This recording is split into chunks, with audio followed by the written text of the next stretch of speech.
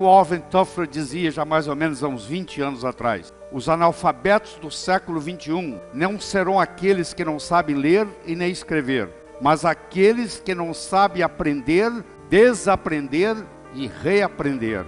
Isso é um problema muito sério na área do conhecimento. O indivíduo faz um curso superior, pega ideias, congela essas ideias na cabeça. Nós encontramos médicos que chegam lá ainda com os conhecimentos obsoletos, aprendidos na faculdade de medicina, que não se modificaram mais. Eles congelam aquele conhecimento e pensam que vão poder sobreviver com eles o resto da vida. Mas a dinâmica mudou muito, porque primeiro nós temos a era da agricultura. Mandava no mundo quem tinha terra, era o latifundiário que mandava, era a era da agricultura. Depois surgiu a era industrial, mandava no mundo quem tinha capital, quem tinha dinheiro. Depois veio a era da informação, passou a mandar no mundo quem tinha conhecimento. E agora nós deparamos com um novo mundo, quem manda no mundo é quem sabe usar o mundo digital. Então nós estamos parte de um novo mundo. E esse novo mundo é muito importante você entender, porque o crescimento é exponencial. Nós vivemos num mundo hoje que se caracteriza por 3 palavras. A primeira palavra chama-se complexidade. É muito mais complexo viver em Maringá hoje do que era 20 anos atrás, ou em qualquer cidade do mundo. A complexidade como um todo aumentou. Segundo, nós vivemos num mundo veloz. Nós vivemos no mundo da velocidade da luz. Sai uma notícia, imediatamente você tem acesso a essa notícia. Isso acontece em tempo real. E terceiro, vivemos num mundo incerto. Não adianta você ficar fazendo programação para daqui 10 anos. Você vai ter que mudar a sua estratégia, porque dependendo do que estiver acontecendo, tem que haver uma mudança de estratégia. E às vezes acontece com você o inesperado. Você vê, o mundo é totalmente incerto, que nós temos que estar preparados para essa incerteza, que nós não sabemos o que esperar. De repente acabou o muro de Berlim, de repente o dólar sobe, de repente o dólar cai. Aí toda a estratégia que você fez vai por água abaixo. Tempos diferentes produzem mentes diferentes, com novas formas de pensar. É dono do mundo hoje não quem sabe, mas quem aprende. Porque quem sabe, sabe conhecimentos obsoletos, que não funcionam mais no mundo de hoje. Aquilo que o seu avô e o seu bisavô teve sucesso, não se aplica mais ao mundo de hoje. Se você for seguir as orientações do seu avô e do seu avô, seu bisavô, você vai estar desatualizado, porque não funciona desse jeito. Teve uma época que se vendia roda de carroça, roda de carruagem, se ganhava muito dinheiro. Hoje, a não ser que você venda pneu, porque roda de carruagem até o museu já tem, você não vai ganhar nada. Seu bisavô pode ter ganho muito dinheiro vendendo roda de carruagem, mas para o mundo de hoje, isso não funciona mais. Eu gosto muito do exemplo do bambu chinês. Você que é internauta, eu lhe aconselho, quando você chegar em casa hoje, você digitar bambu chinês no Google e provavelmente você não vai conseguir dormir, só de escutar a história do bambu chinês. O bambu chinês, ele é assim, ó. Você planta ele, no primeiro ano ele não dá nada, no segundo ano ele não dá nada, no terceiro ano ele não dá nada, no quarto ano ele não dá nada, no quinto ano ele cresce 12 metros acima do solo. Aí você fala, mas que coisa interessante. É, interessante. Mas se você for mais perceptivo, você vai ver que se você olhar abaixo da superfície da terra, é uma raiz ali que começa a crescer. No segundo ano ele não deu nada, mas a raiz aumentou. No terceiro ano ele não deu nada, mas a raiz aumentou. No quarto ano não deu nada, mas a raiz aumentou. E no quinto ano existe uma raiz forte e grande o suficiente para manter 12 metros acima do solo. O amanhecer só vem depois da noite toda ter passado. Roma não foi construída em um dia. O jovem tem uma ansiedade muito grande para que as coisas aconteçam. E aí você mostra para eles o exemplo do bambu chinês. O bambu esperou pacientemente por 5 anos para ter o sucesso que ele tem e se colocar 12 metros acima do solo.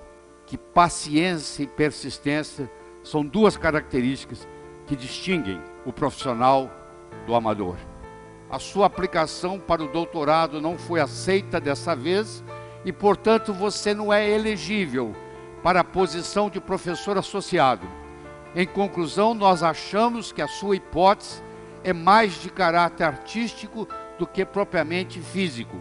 Isso está datado em 1903. Foi quando Albert Einstein tentou ser professor na Suíça.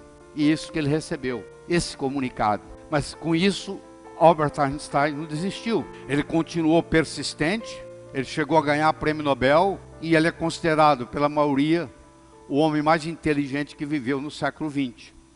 Se bem que tem questionamentos sobre isso, mas muita gente aceita ele como um indivíduo que fez mais diferença no século XX. E foi reprovado, não se aceita o trabalho dele. Por quê? Porque os indivíduos que viviam na época dele não entendiam o que o Einstein pensava. Einstein estava anos-luz na frente dos colegas, a ponto de ser reprovado e não aceito para ser professor de uma universidade. Eu gostaria de mostrar para você o que é saber, o que é consciência de saber.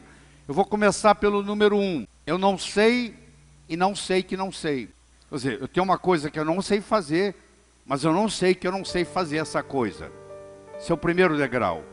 O segundo degrau, eu sei que eu não sei. O terceiro degrau, eu sei, mas eu não sei que eu sei.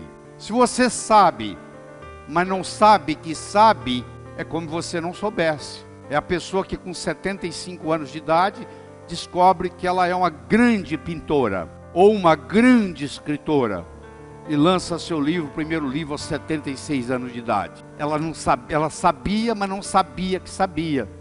Se você tem uma habilidade, mas se você não sabe que você tem essa habilidade, é como se você não soubesse. E finalmente nós temos o quarto, que você sabe e você está consciente que você sabe o que você sabe. E isso é muito importante. E isso tem que ter a ver com a sua competência de ação, não com o seu acúmulo de informação. Se você vai no aeroporto de Guarulhos, entra num Airbus que está fazendo São Paulo, Nova York, e o comissário de bordo diz assim: senhoras e senhores, o indivíduo que está sentado na cabine do piloto não é piloto, mas ele tem muitas opiniões de como pilotar um avião. Você ficaria na aeronave? Não. Você não quer saber quem leu livros ou quem tem opiniões de como pilotar um avião. Você quer saber quem é que decola, voa e aterriza são e salvo em Nova York.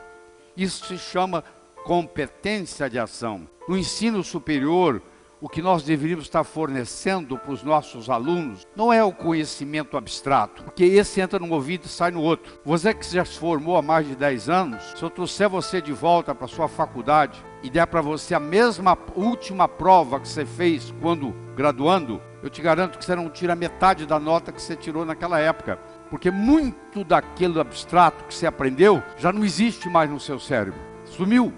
O que realmente permaneceu é aquilo que você tem competência de ação. Se você aprendeu a nadar e tem 20 anos que você não nada, eu te colocar numa piscina aqui, você vai nadar. Se você aprendeu a andar de bicicleta há 30 anos atrás e você não anda de bicicleta há mais de 20 anos, eu vou lhe trazer uma bicicleta e em poucos minutos você vai estar andando. Porque aquilo ficou com você para o resto da vida. Aquilo traduz em competência de ação. A vida não exige da gente acúmulo de informação. A vida exige da gente competência de ação. Esse é que é o verdadeiro conhecimento.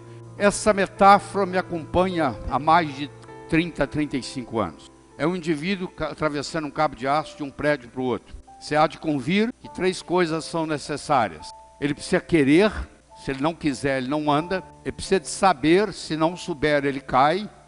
E precisa haver cabo de aço. O querer é a motivação, o saber é a estratégia. E o cabo de aço, propriamente dito, é a oportunidade. Eu posso querer ganhar dinheiro, eu posso saber ganhar dinheiro, mas eu nunca tive a oportunidade para mostrar isso. Não vai acontecer. Então as coisas acontecem na vida quando nós combinamos a motivação com a estratégia, com a oportunidade. E a oportunidade na nossa vida, ela aparece de 2 formas. Ou você corre atrás dela, ou ela vem fantasiada de problema e chega até você. Então, se você gosta de resolver problema, por trás de cada problema existe uma oportunidade. Por trás do problema existe a oportunidade te esperando. Isso tem que ser ensinado para o jovem, a aprender a gostar de problemas, porque os problemas são os nossos melhores amigos, tá? Eles que nos fazem crescer. E você nunca terá uma segunda chance de causar uma primeira boa impressão. Então você, nos primeiros 3, 4 minutos que você conhece alguém, vai fazer uma diferença muito grande para você, o modo como você se comporta. Que nós temos 2 tipos de poder. Nós temos o poder posicional, que é o poder da posição que nós ocupamos. Você é general do exército, todo mundo presta continência para você. É domingo de manhã, você dá de bermuda, camiseta, chinelo, você vai até a banca de jornal comprar um jornal. Ninguém sabe quem você é, a única coisa que vai se manifestar é o seu poder pessoal, que é um poder linguístico. A posição você pode perder. Você deixou de ser o CEO de uma empresa, você deixou de ser o diretor de uma escola, você deixou de ser um general do exército. Agora, o poder pessoal, você deixou de ser o capitão, o comandante do avião.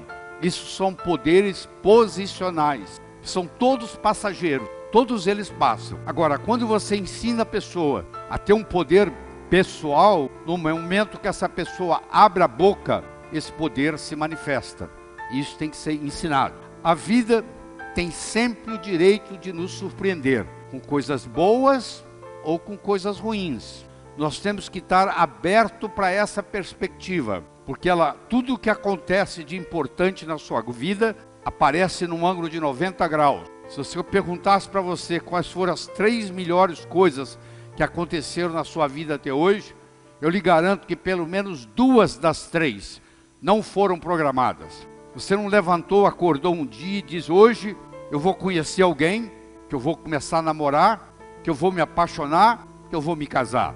Não foi assim. Você foi em algum lugar, você conheceu alguém, você namorou, se apaixonou, casou. A empresa que você trabalha hoje, você não acordou um dia e disse assim: hoje eu vou responder um anúncio do jornal, vou mandar o meu currículo, vou para uma entrevista de trabalho e eles vão me selecionar. Não. De algum jeito você foi para uma entrevista e você foi selecionado. Olha que interessante. A vida nos surpreende. Você tem que estar aberto para essa perspectiva. Porque as coisas importantes na vida acontecem num ângulo de 90. A importância da meta, per se, não é atingi-la. A meta nos ajuda a nos colocar em movimento, e nesse processo de movimento, num ângulo de 90 graus, coisas muito mais importantes vão ocorrer. Você vai até o supermercado comprar 1 quilo de açúcar, enquanto você está na fila, esperando para pagar o açúcar, você começa a conversar com alguém te dá uma ideia e você fatura $1 milhão.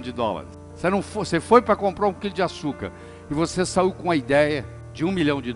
Então leve isso em consideração, que a vida tem sempre o direito de nos surpreender.